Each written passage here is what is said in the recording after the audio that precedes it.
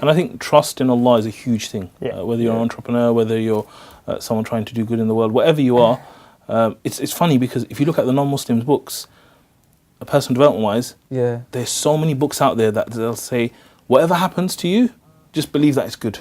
Believe that's good. And they've got no reason for it. And we're so lucky as Muslims that we know the Prophet ﷺ said, Ajib is the situation of the believer, that whatever happens to him is good for him. If something bad happens, he says Alhumdulillah, and it's made good for him. Right? So we have real evidence as to why we should believe that. But the non-Muslims push this methodology, just do it. Just believe that and your life will be better.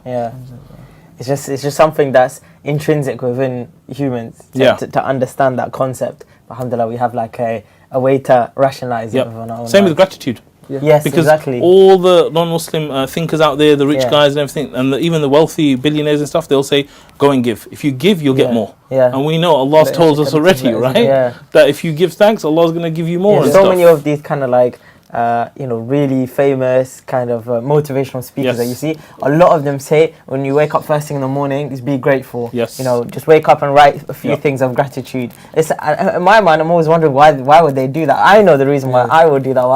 We wake up and make the dua in the morning, and that we're grateful that Allah has brought us into life and to have barakah during our day and everything.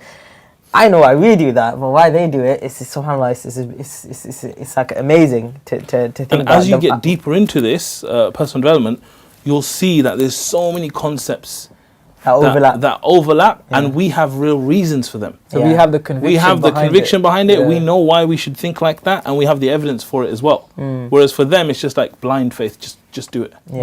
It's something that they've learned through experience, but we've been given it through guidance. Exactly.